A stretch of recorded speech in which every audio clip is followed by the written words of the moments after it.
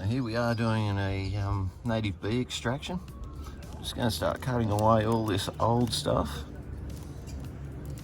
Try and get down to the brood. And there you can see that's the brood, so that's all the new eggs. That's the most important part we want to save at the moment.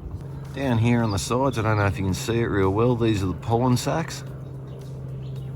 So we'll try and keep a few of those, just so they've got a little bit of food to play with. Now these little fellas, they don't actually bite, but they will sting. Won't sting, sorry, that they will actually bite you. Doesn't hurt. So basically that's your whole brood. Very healthy looking. So we'll transplant that over into the box. And we will put a bit of this wax and workings in there, so that'll just help them out. They'll be able to rebuild, because they will reuse this. Try not to put any honey sacs back in as much as possible, purely because what happens is they break open and the poor bees drown. So we don't want to do that. Yeah, we want to try and minimize that as much as possible.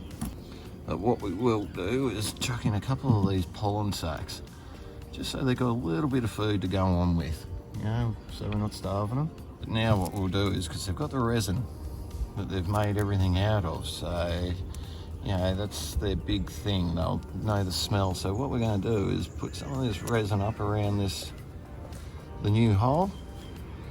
We'll make the new hole a little bit smaller too. Purely if we make it smaller, it'll stop any pests or anything getting back into the hive. Because the ciphid fly is quite a big one. Once you open up, they love the honey, so they'll come chasing. Basically now we'll just cut all of this. Oh my God, look at all that honey.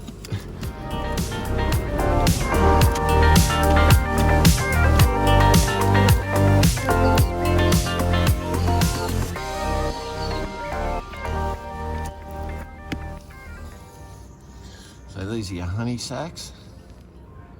As you can see, all the honey's coming out of it. Oh, it's beautiful. We'll just seal this back up again now. Now the little entrance is just over here, so what we're going to do is basically just cover this up for the day. It's been about 5 minutes since I've extracted everything. As you can see, we're starting to get a little bit of activity around the mouth of that the new hive. So things are looking very promising. I'll just get more used to wanting to go there, and yeah, by the end of the day I'll come back at about 6 o'clock. We'll pick up the hive and relocate it.